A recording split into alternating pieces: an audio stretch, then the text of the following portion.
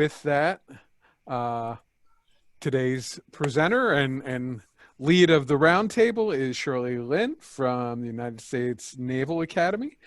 She's going to talk to us about using some of the terrific resources on Viper in assessing in an online kind of format. And with that, I will happily turn things over to Shirley. Thanks, Chip. It's really nice to be able to do this. I kind of view this as like an early happy hour with just my friends online. So you'll feel free to treat it that way. Get yourself a little drink and, well, maybe not Adam. It's early yet in California, but you know, Adam's like, Okay, so feel free to it's a conversation, it's not a presentation, so feel free to jump in with questions and comments as appropriate. Chip will also be monitoring the chat and will let me know when things are put up there that I should know about. So it's great. I'm gonna go ahead and start sharing my screen. Okay, so hopefully you can see that now. And I'm actually going to hide my video panel and I'll start presenting. So as Chip mentioned, the motivation for today's discussion topic was really that we're going to be assessing student learning now when we're teaching in an online, mostly online or all online or possibly hybrid model. So I wanted to share an experience that we had in the spring of 2019 doing a student assessment using a literature discussion. And what was really nice about this, and I'll mention this later, is that it was it was a good way to really see some of the skills and knowledge that the students had. And I'll try to give you concrete examples later on. So this being about assessment, we all know that you should start with some learning goals. So really briefly, just how to describe literature discussion LOs for assessment. And of course, when you're thinking about assessment, you want to have learning outcomes that map onto the questions and or questions that map onto the learning outcomes. And then you want to be able to look at what the students wrote or did, what their work was, and have some way of reporting how they did in terms of their learning or their skills. And so I'm going to show you an example where we apply chemistry education research techniques for this analysis and reporting out. And I've just been really, really fortunate to be working with the CER group here in Viper that is administering the IUS grant, and also with the CER group at USNA. So I've adopted and learned from those folks and adapted these techniques to this particular application. So just a really quick introduction to student learning. When we assess it, we're looking at content knowledge and skills. And I'm sure those of you who have been in the trenches for a while, outcomes, writing learning outcomes, both at the program level and at the course level are important. And then the assessment itself can be carried out using different instruments. And those instruments can either be formative or summative. Formative being you do it mainly for feedback to the students, and summative, you want to give feedback to the students there too, but you're also going to use it as sort of a final exam or end goal, and you're looking at the results for the purposes of reporting out. So I'm sure we're all familiar with different summative assessment instruments. So the traditional exams and quizzes that we all give, lab and research reports, presentations such as posters and seminars, and also things like expert observations such as a lab practical. So given that we are in this challenging time of COVID, changes to some of the assessment plans that we've made in the past might be necessary. So for instance, certain types of assessments might be harder to administer online, and certain types you may not be able to use online at all. So for example, if you're not having an in-person lab, then having a lab practical is probably not going to happen.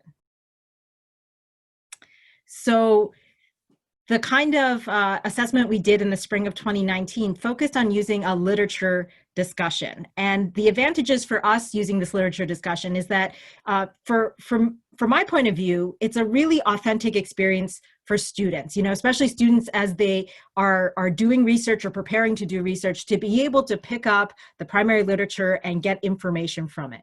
So it's very, very authentic. It's something that we all do as faculty members. the question format is completely up to you, whatever you want it to be. So if you don't want it to be multiple choice, or you do want it to be multiple choice, you control all of that. So you get to write and adapt, questions that are in LOs on Viper for those purposes. The good news is there are already 150 literature discussions on Viper. There are more than that. So when you go into Viper, you can just choose to search on literature discussions, right? And they will all just populate, and then you can sub-search for different topics as well. So I just, as an example, copied in this one by Maggie, the 5-fold bonding in a chromium 1 dimer, which is one of our popular ones. So one of the potential disadvantages to using a literature discussion LO where the majority of the questions are free response is that it might not be so straightforward to report how the students performed. So the lovely thing about multiple choice is, you administer it. If you have an optical scanner, the Scantron takes care of the grading for you and spits out all the results, and you can report things like the percentage of students who chose the correct answer.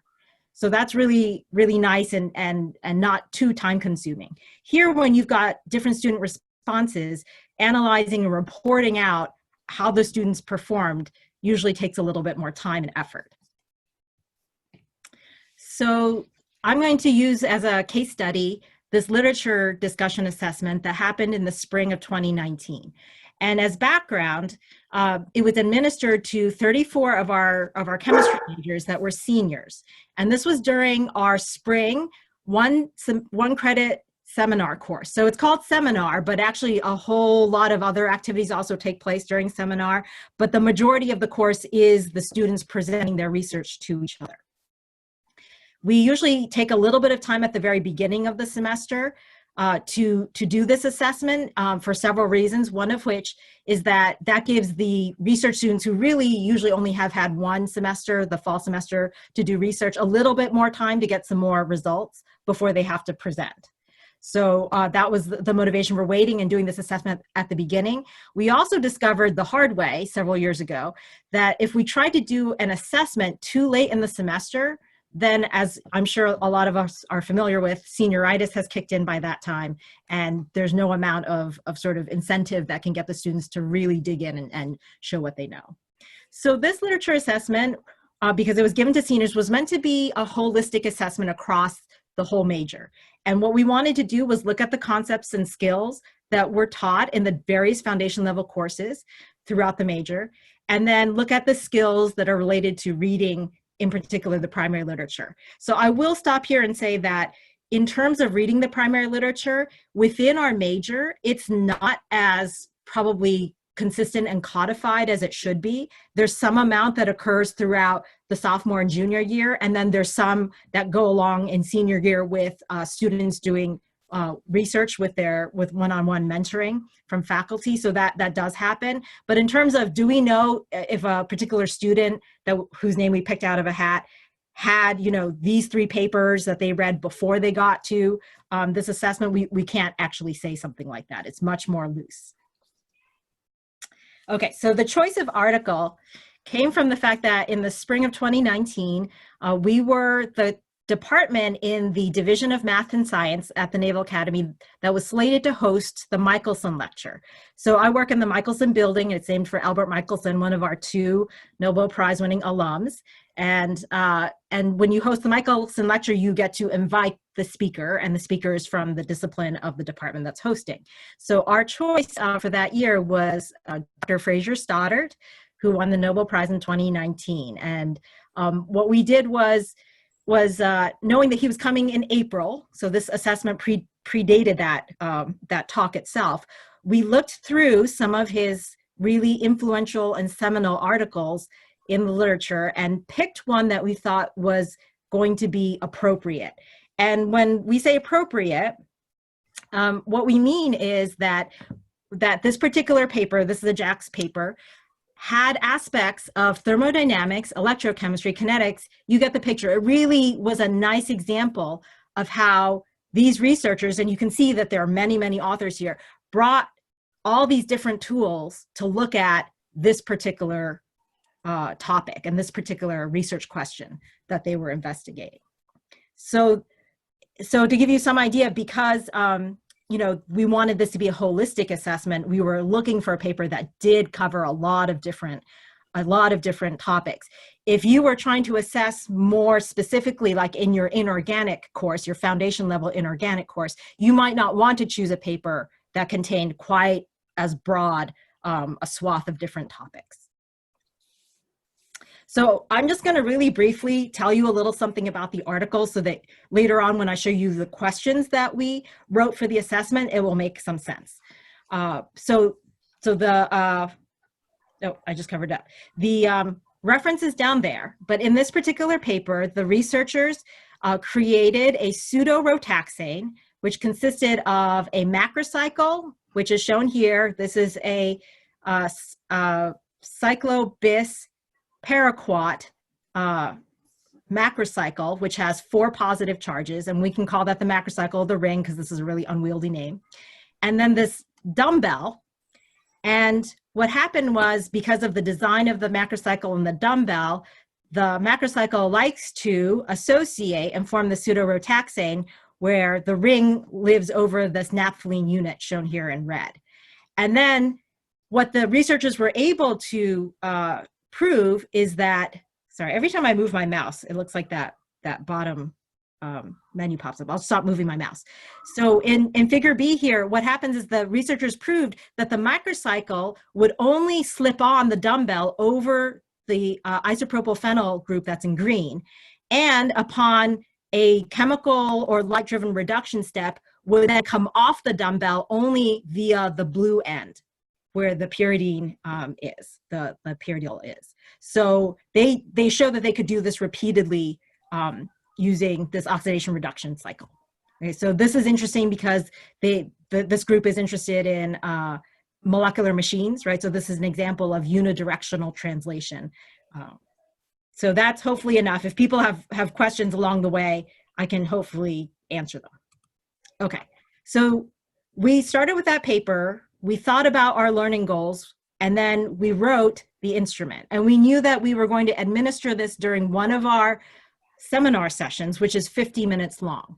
So what we came up with was 12 questions that were free response. And there was a mixture of short answer and also some longer explanation questions. And what we tried to do was to give a range of Bloom's taxonomy to those questions. So there were some questions that were level 1, 2, where basically if you had read the paper and had any kind of cursory understanding of what was going on, you could answer that question. It was something that maybe you could have looked up directly from the text itself and just written down the answer. But then we also went all the way to Bloom's level 5, 6, where they had to transfer and apply. And I'll show you an example of a 5, 6 question later on. So the students were asked to show their work as much as possible.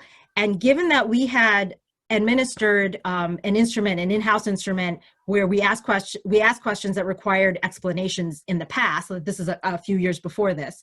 And we had seen that students weren't particularly good at writing explanations. We did give them some coaching on the explanation writing.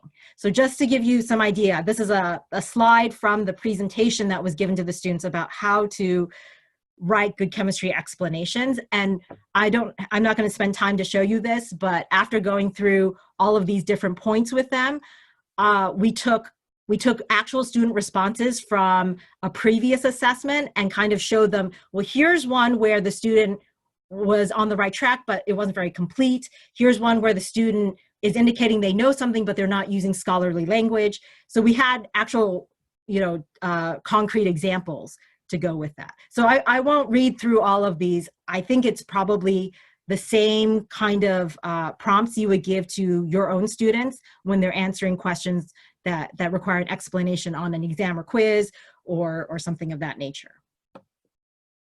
Okay, so just logistically what happened was we started in the spring. The first day of class was January 4th, and we gave the article to the students and made them aware that they were going to have an assessment on this in about 3 weeks. And then we gave them a week to read it, and we sent out a link to a Google form where they could ask questions about the article. So what is true is that this article is about supramolecular chemistry, and that's not explicitly covered in our major. So we wanted to make sure that students weren't just kind of overwhelmed because we gave them this paper and said, and now you're going to have to take a test on this without any support at all. So we gave them a week to read it, and then they could go ahead and submit these questions. And then on January, later on in the seminar period, we would talk about the questions and answer them together and have a discussion. So we were supposed to do that on January 14th, but what happened was we had a snow day because this was January, and that does happen sometimes in Maryland. So we ended up not being able to do that on January 14th. So they had an extra week to still look at the paper and think about their questions. And so the following Monday was actually MLK Day, so that, you know, that's a Monday, and so we missed seminar again. And so we didn't do our discussion and Q&A session until January 28th. And then we did also the answer writing coaching, which I showed you a slide from, just the slide before this. So all said until we were kind of, I think, targeting the 28th as our date to do the assessment. And in the end, we didn't actually do it until February 4th. So that was a long period of time for the students. We tried to give them as much support as possible. We said that, you know, we can talk about it, email us. And then on February 4th, what happened was they were told to come to seminar with their laptops. All students at the Naval Academy are issued laptops. And we had loaded the instrument into our LMS, which happens to be Blackboard. And we did this mainly because we have done hard copy paper assessments in the past, and one of the big time crunches or time sucks for doing that analysis is transferring all the student responses into like a spreadsheet for analysis.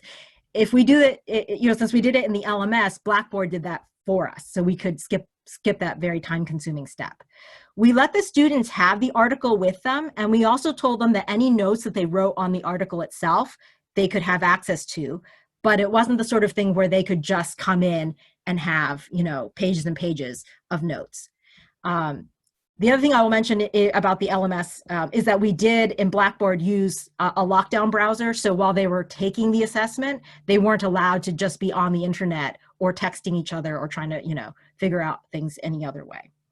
The performance on the instrument was linked to the seminar grade. It was some small percentage, and we've discovered in the past with the seniors that if we don't make it some amount of a grade, even though it's only for 1 credit course, they tend to not, once again, show their best performance because they're not really focused on it. So this is just a little incentivizing. We also actually, it's kind of funny, give an award for whoever does the best on whatever senior assessment we do that year. Okay, so getting down to the heart of things, I'm looking at the time here. I think we're doing all right. Yeah, so I only have a few more slides. Here's an example question. And we categorize this as a Bloom's Level 3-4 question. And this has to do with the formation of the pseudo-rotaxane. So just so you know, this symbol here, which you probably haven't really seen before, means that the dumbbell and the macrocycle are associated with each other. They form the pseudo-rotaxane. So that's what this symbol means. So we asked the students to write the rate law for the formation and tell us what the overall order of the reaction was.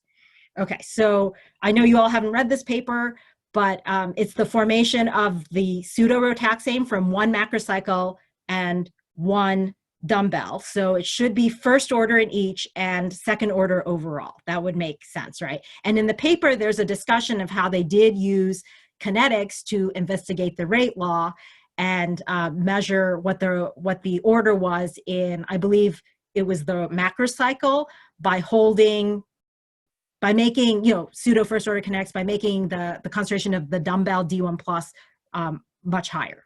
Okay, so that's the kind of background.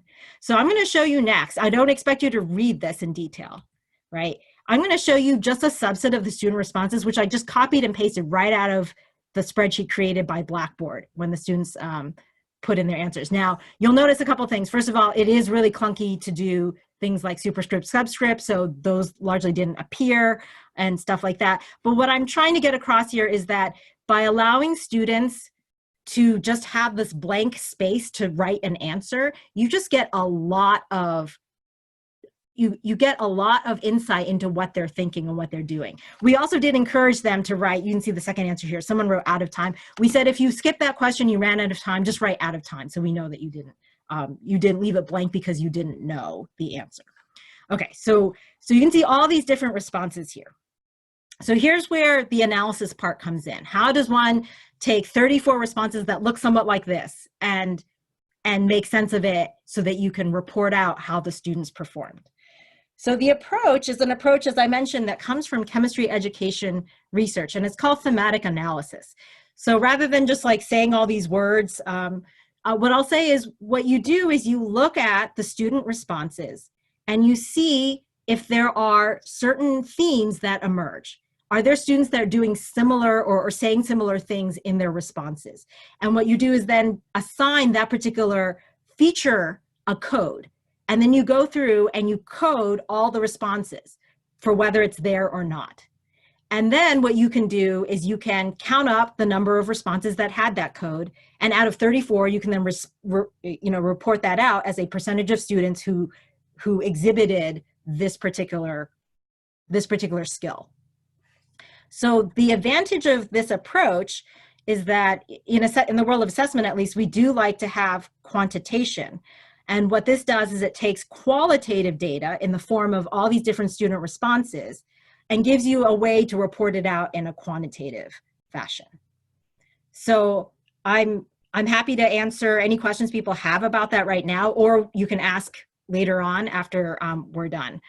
But I'll just move on at this point. I see no one said anything in the chat. Okay, so this is the same slide I showed you a couple slides ago with all the student responses. And what I've done here is just gone through and used a different color highlighter for each feature of a response that would be coded.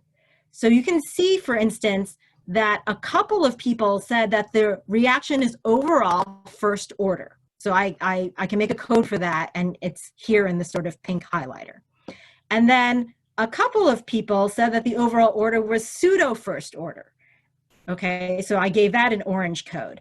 And then here in yellow, you can see that there are folks who were confused and wrote what looks more like an equilibrium constant instead of a rate law. So what I did is then assign that a code, and here it's in yellow. Fortunately, I'm showing you here the blue and the green. In this particular screen capture, there was only one student response that had a blue and a green, but this is the correct answer here. Okay, so it's nice that there were people who got the correct answer. So after going through all 34 responses and doing this coding, what you can do is then create a table that looks like this. This is how the results were summarized. So here, the answer observed, each of these rows corresponds to a particular behavior or skill or answer that the students gave. So if a student said that the rate law was first order in the dumbbell, then they got a code for that. And out of 34 students, 11 said that it was first order in the dumbbell. There were 15 that said it was first order in the macrocycle. There were 16 people who included the rate constant K when they wrote the rate law.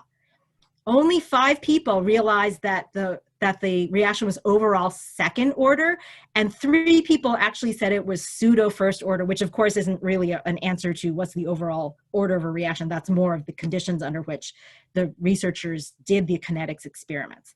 And then sadly, this was really disappointing. There were 9 students, 26%, who confused rate law with equilibrium constant.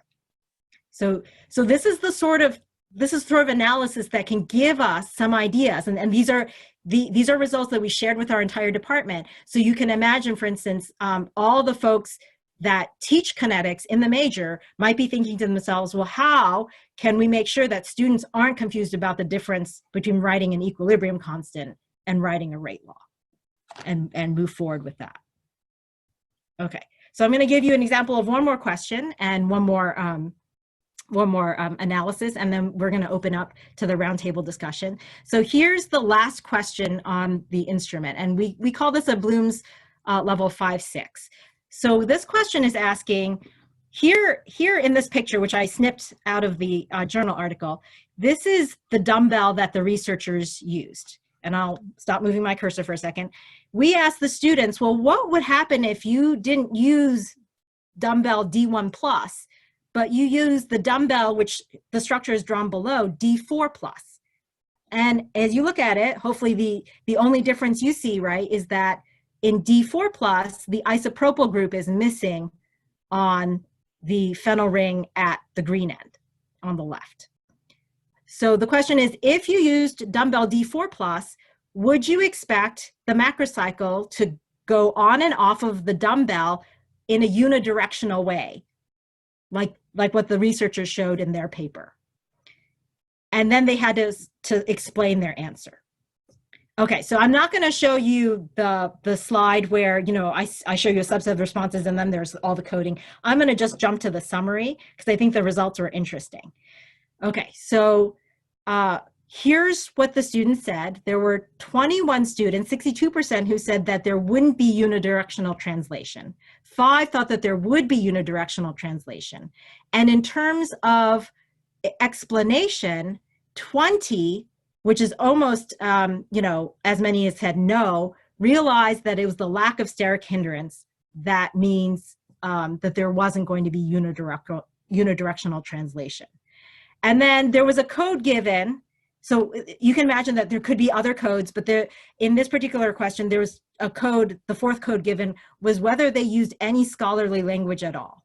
So if they used, you know, some of the nomenclature or they used terminology that was in the paper, we gave them a code for that. And out of the 34 students, 13 of them did use that scholarly language. Okay, so I could have shown some other examples, but I want to definitely leave some time for our discussion. So I just wrote some prompts here. If people have questions about anything I talked about, happy to discuss that. And then if we don't have any questions about the presentation, I would love to hear from all of you. How do you use literature discussions for assessment or to get a handle on student learning? And then the other question that I'm really curious about is how can we add more to the Viper site that helps folks with assessment? Because I think this is something that we're all working on together, and it can be quite a struggle. It can be definitely not people's favorite thing to be doing. Okay, so I'm going to go ahead and stop sharing at this point. Thanks, Shirley. Any questions out there before we move on to some of Shirley's questions?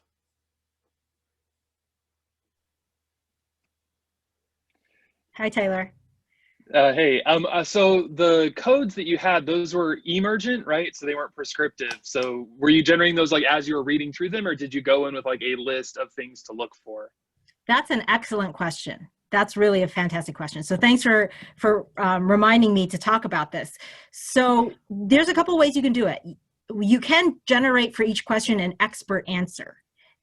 And you can do this by asking a faculty member to, you know, take this assessment instrument before the students do, and assuming that they got it right, you know, like they're the expert, and look for aspects of their answer that you'd want the students to also include. So you could normally come up with some codes to begin with that way. But I would recommend, if you do that, to still also look at the student responses and generate the codes in an emergent way, like you said. Because, for instance, in the rate law question, I don't think that I would have necessarily predicted that some students would have written equilibrium constants instead. So that's a real, to me, a real insight. You know, something I didn't predict, something that we couldn't have known, especially I think if we had tried to design like a multiple choice question to ask that same content, I probably wouldn't have included that as a distractor, because it just wouldn't occur to me that the students would think that. And this is, I think, one of the huge benefits of giving these open-ended kinds of questions. Great point to make. Hi, John. Hi. So you just mentioned multiple choice. So I'm curious, do you do mixed question types? Is it mostly short answer? Is it fill in the blank? What kind of questions can you do or have you done? Yeah, that's great to delve into. So we have given assessments that are all multiple choice, and those tend to be commercial instruments that we buy and administer. When we do our own in-house instruments, we try to, you know, take the assessment instrument and generate the codes in an emergent way. So I think that's a really, really good point. So we have given assessments that are all multiple choice, and those tend to be commercial instruments that we buy and administer. When we do our own in-house instruments, we try to, you know, Well, and this is particular, I should say, for our senior assessment. In other courses, for instance, in the organic course, we do use our own multiple choice questions that we write in-house. And that's also true, I think, of our inorganic course and on some of our other foundation level courses. But for the senior assessments, if we're not using a commercial instrument, then we will generally go with the free response. The caveat being, you know, that it does take quite a long period of time to do the analysis. So I mentioned 12 questions. 12 questions was the length we thought would be reasonable for students to be able to answer it in 15 minutes, or we were hoping. And you can see that even with that, one student in question 6 had written that they had run out of time, right? So we didn't get it exactly right, but we actually got most of the questions answered by most of the students. So the analysis itself, though, of 12 questions, and yeah, and it was, I was the one that mainly did it. So, I mean, it's many hours. It's many hours of doing it. And that's using sort of the minimum number of codes. Like if I had more time, I could probably have gone in and generated even more codes. But at that point, you might be getting codes that only a couple of people do. And then you have to ask, is that valuable? Or is that something that is generalizable enough that you would share that with your department and somebody would say, oh yeah, that's something we want to work on. So that's a really, really good question. Nicole. So you kind of showed what the instructors saw. What did you provide back to the students after they had completed this? What did you do with that coding data to give that feedback to the students? Oh, I'm so glad you asked that. So yes, that's, since it was a summative assessment, we didn't give them detailed feedback. Even though I had a spreadsheet where, you know, the codes by student had all been generated, and I could have given that. We did translate the codes into a grade of some kind, and that's what the students had access to. But we didn't actually come back and talk to them about how they responded as a group. What was true, though, is that we got to revisit this paper when Dr. Stoddard actually came for the Michelson lecture, which wasn't until April. And so they'd had sort of a break from it. And then when he came, they had another opportunity to ask him questions and talk about the chemistry aspects of the paper, as well as things like, you know, what is it like to be a Nobel laureate? So yeah, it's interesting. There are usually a couple of students who will ask in detail about how they did. And then we were able to share some information with them, but in general, our students at that point, because they are spring semester seniors, are not too worried, I guess. They might be curious, but they also are fine not knowing. Thank you. I have two quick ones for you, Shirley. First up is, what kind of time limit did they have? And second, your population is vastly different from my population, which is probably vastly different from many other people's population. How prone are your students to mental core dumps when answering some kind of open-ended question? Really, really great questions, Chip. So the first one was time limit. Is that what you said? Yep. Yeah. So they were given 50 minutes to do the assessment, and as I mentioned, it was through Blackboard, so they were having to type stuff out. One of the disadvantages of using Blackboard is that we had said, we had actually given them all hard copies too, and said, if you run out of time and you can't type it into Blackboard, but you can write it down, we will also look at that hard copy that we collect. And that way they could also include sketches, because one of the things we had seen from our assessment in 2017 is that even though some of the questions were really amenable to answers that involved visual representations, a lot of students didn't use them. You know, so when you're asking about the bonding in something and they don't draw a picture, you just have to kind of think, you know, they've seen us draw lots and lots of pictures when we're talking about bonding, but somehow that's not something that they felt empowered or cued to do. So yeah, 50 minutes. And as I said, I think a lot of people made it all the way to the end of the assessment, all 12 questions.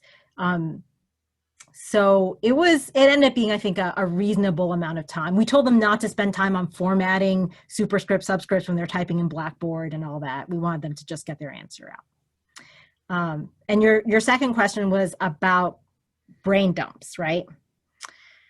I would say that what I've observed is that student responses tend to be usually too brief and incomplete rather than too long and have irrelevant information. And that's kind of why when we were trying to coach them on writing good explanations, that really didn't come up as a big point. I mean, we do talk to them when they're writing lab reports about clarity and brevity, right? And you sacrifice brevity only for clarity, etc. But for the most part, we haven't seen them do a whole lot of just you know. And part of that, I think, is because this is in the senior assessment. And so a lot of times they'll say, I recognize that I learned this, but I don't actually remember the details. This is just anecdotal, right? Like they'll walk around afterward and they'll be like, I know that we learned this at some point, but I really couldn't pull it out. So that kind of retention of learning, that's another goal that this assessment had, was to look at retention of learning a little bit. And overall, I would say Naval Academy midshipmen are not that different from other college students. They do like to, cram and dump. Maybe it's partly the time crunches they're under, but I think all of our students are under time crunches. Do we have any other questions? Well, seeing none, Shirley had some for us. Do you want me to put those back up? I think it would be helpful. I don't know that you have to Okay, I'll just go flash into it full back. presentation mode, but Just there we really, go. yeah. So how do other people use literature discussions for assessment? And then another question is, how can we add to what's already on Viper to help faculty with assessment? Whether that's in their own inorganic courses or in Gen Chem or more widely.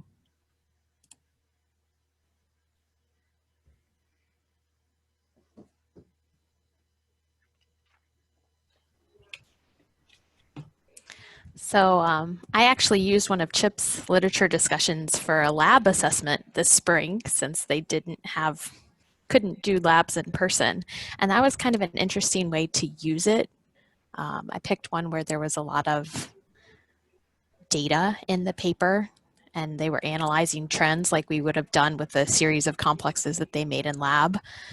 So I think that worked kind of well for me, but I had a very small class with 3 students, so I don't think the coding really worked. I did more of like, this is what I'm looking for. Did they have this versus this is what they came up with. So I don't know. I use literature discussions typically in my class also as a way to get them exposed to the primary literature. But again, I do more of this is the answer I'm expecting. Did they get it? So it's kind of interesting to think about, can I find trends and what they are putting as their answers? So I might look at how I assess differently in the future. That's helpful. So which paper was that, Nicole, that was from Chip Sello? Oh, it's a series of phosphine pincer ligands. I don't remember. I commented on the site about it though, so if you want to go back in and see how I use that, I'd have to look at the LO. I don't have that up right now. But That's really cool, though. It sounds like it had a good overlap with what you would have done in the experiment. yeah.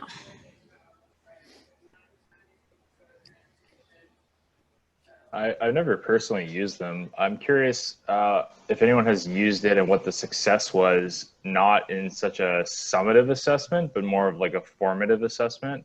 If there's not such heavy weight on doing it for marks, do you find students will engage with these types of activities?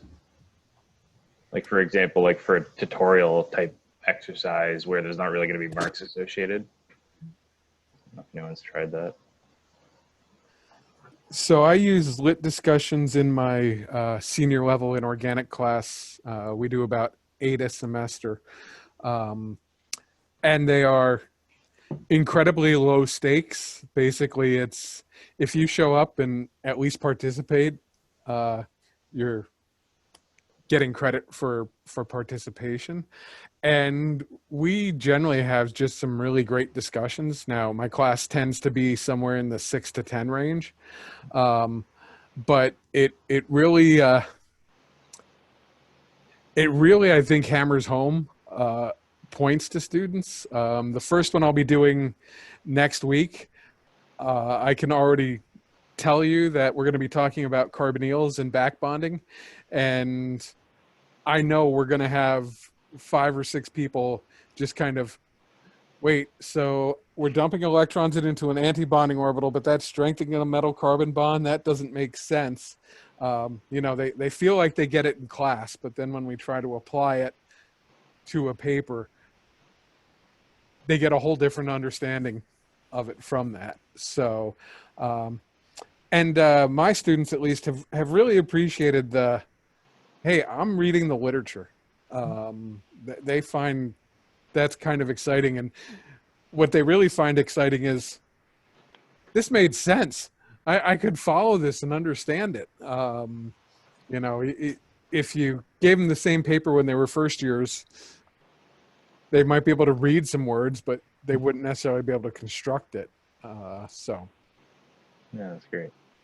Thanks. Yeah, so there was actually a lot about metal carbonyl back bonding in that paper. I think it's one of Chip's favorite topics, maybe. I do enjoy it.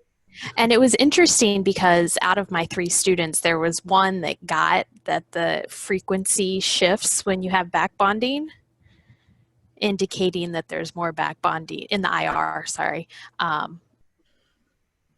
And the other 2 thought that the shift in frequency meant that there was no back bonding.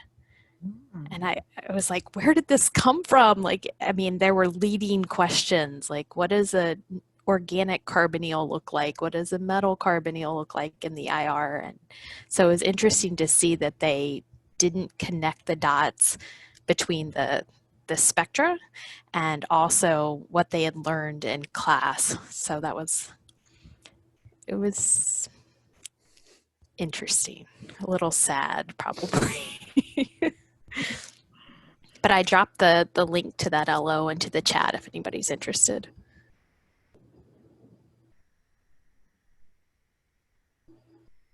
How about other folks' experiences with literature LOs?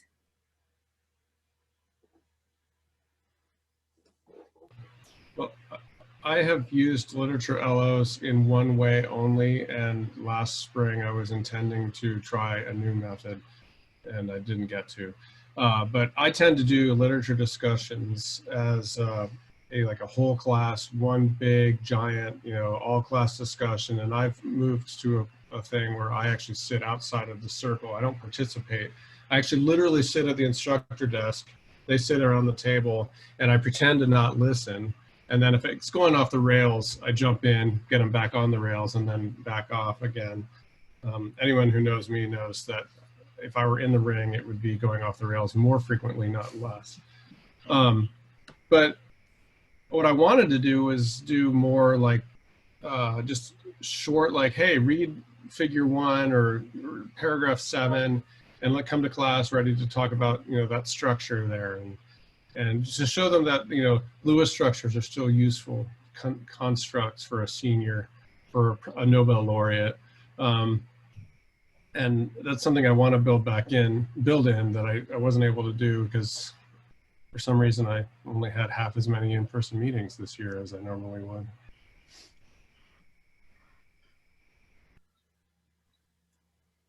Taylor, did you have something you wanted to say? Yeah, I'm trying to figure out how many, so I haven't used like a literature discussion in my inorganic class before, but I'm going to a semi-flipped model for this fall, just because it fits a little bit better. I don't want to sit on Zoom and lecture if I can make something ahead of time and then we can talk about it.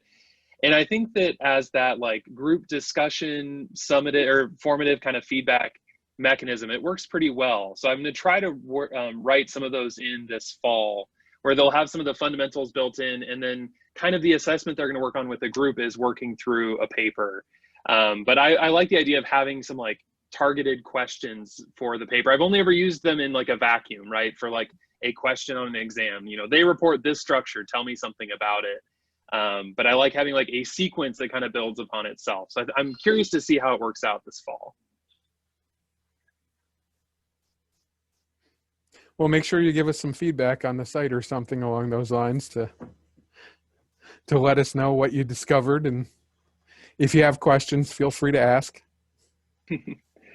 Yeah, I flipped to mute. My daughter's playing hide and seek out in the hallway. So I'm like, oh, I'll get back on mute real quick. No worries. So I've used some LOs with the graduate students in my advanced/modern inorganic class as a way to sort of differentiate between the two, and had discussion groups with the 3 or 4 graduate students taking the course. And I found that they were really helpful in getting the students into reading the papers. I did the quintuple bond one and as the first one, and then I tell them, okay, go to Viper and pick, papers that are interesting to you. And then we would work through those as a group, and then they have to do one totally separate from what Viper has as the last project one. But that's how I've used them so far, and I'd like to get them into, with the seniors as well.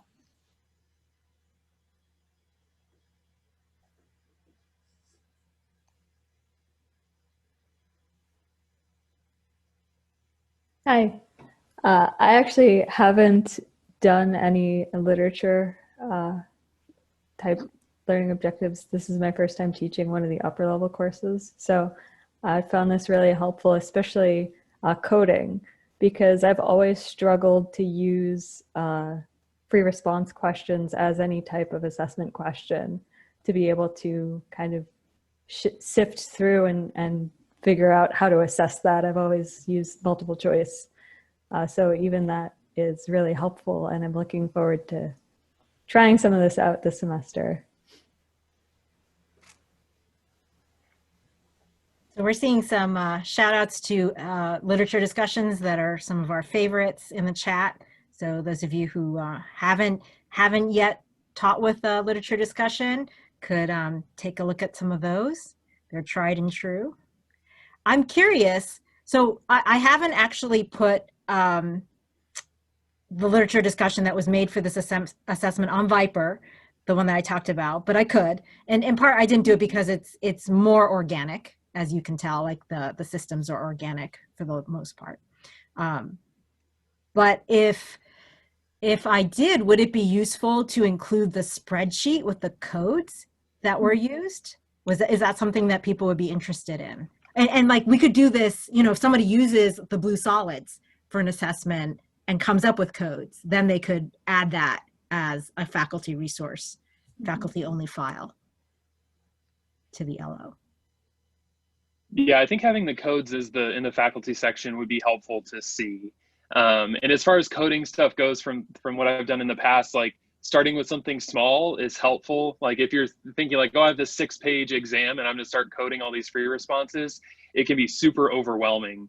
Whereas like if you have like one free response question that's gonna be the focus for what you're gonna kind of dig into and play around with them, that's probably a better place to start. It's also super easy to end up with like 20 different codes for something, especially if the problem is kind of open-ended. So trying to figure out how you can kind of classify them and organize them is really helpful. The idea that Shirley had earlier of like having another faculty member kind of look at it and see what an expert-like framework is can also be helpful to designate some of those codes, to at least organize them and group them. Like, oh, you might think these 3 things are separate, but if we put them under this one large umbrella of a misconception about what is K, then all of a sudden it makes it easier to kind of organize your thoughts a little bit. Completely agree. Yeah, and Nicole brought up a great point in the chat. Do you want to talk about that a little bit, Nicole? Well, a lot of these lit discussion LOs come with tons of questions, right? And you don't have to use all of them. And you can pick and choose according to your Bloom's taxonomy needs also, because a lot of them do have kind of the lower level, like, what's this article about? Why is it important? And then there are some higher ones. Hey, it's part of the Creative Commons license that you can change things, right? So I definitely do that. And Adam's idea of just picking a single figure from a paper, that's where the one flows came up also, because they're kind of smaller chunks of literature that can be more easily digested, I think. You might want to define those real quick. Okay, so one flow is a one figure LO. So it's going to take like a single chart or a single reaction scheme or a spectra or a graph and asks a series of questions just on that. And that's a great way, if you want to include it on a summative assessment, to put it on an exam where you just have like, here's something from the literature, analyze it kind of on the fly. Depending on where your students are, you know, and if they're used to looking at the literature, that may work more well for others than some. That's a great point with the one flows being very adaptable in that way. Yeah. Yeah, it's interesting with, there were a couple of questions in the assessment that I didn't show you that did focus on figures. And in just a couple of cases, there were students who couldn't even find the correct figure that we were talking about, even though we said, you know, look at figure 2B or something, and they just weren't looking at the same figure that the question was asking about. So you end up finding out, you know, a lot of things that you sometimes just take for granted. Oh, students know how to do this. One of the questions focused on identifying a reference and then asking them why the authors referenced that other article or that book chapter or whatever it was. And that actually came out of a discussion with our chemistry librarian. So our library has a specialist that supports different departments and areas of academic content. So our chemistry librarian, when we were having a discussion about students being able to cite references and everything, he said, well, do they know why they should reference something? And so we actually, based on that conversation, wrote a question where we asked the students to identify a particular reference and then say, well, why did the authors cite this? And you get some insight into some of those other skills that aren't so directly about the chemistry.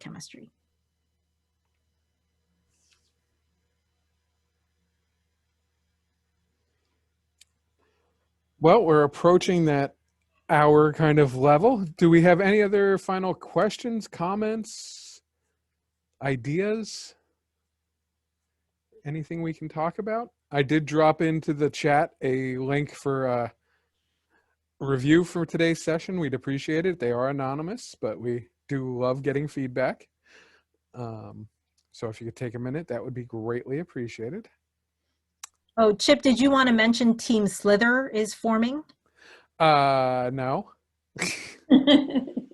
Okay.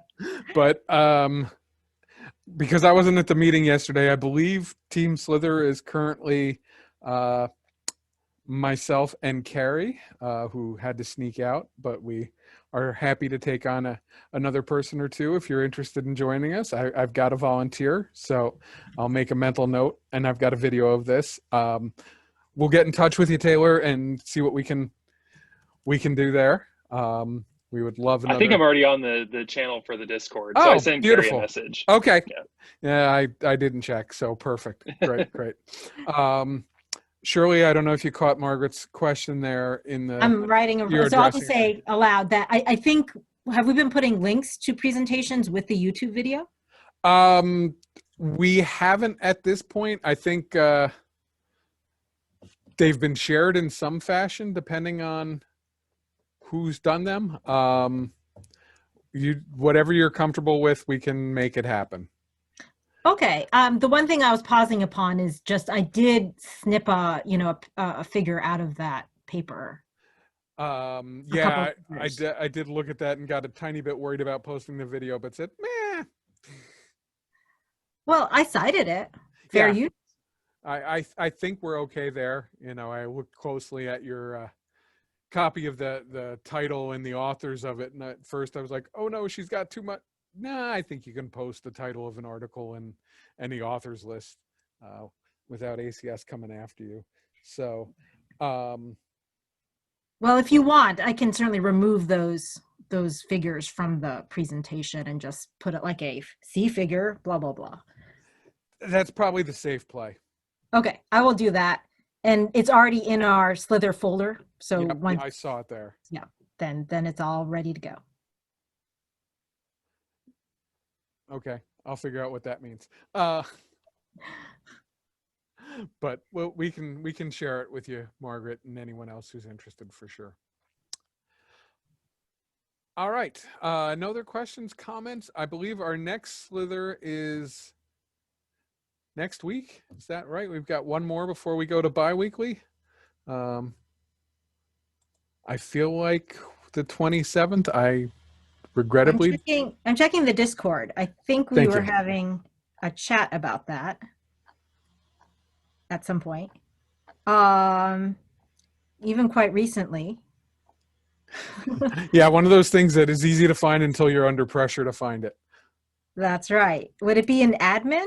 I think it's an admin. I think I saw it somewhere. Okay. Keep looking though, because you'd be trusting my memory. Okay. I feel like it was in the meeting minutes, so that's where I'm looking. Okay, that sounds good. Oh, there's a lot of conversation. Okay, I see Santiago is going to be presenting the week of August 31st. Okay, so we are going to 2 weeks, August 31st, and Santiago is going to be talking about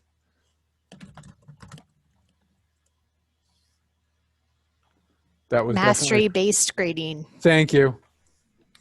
Thank you. So you get a week off from a SLiTHER next week, but we hope you'll join us in 2 weeks. We'll get that date and time settled here real soon and posted through the normal channels. And with that, I'm going to end the recording.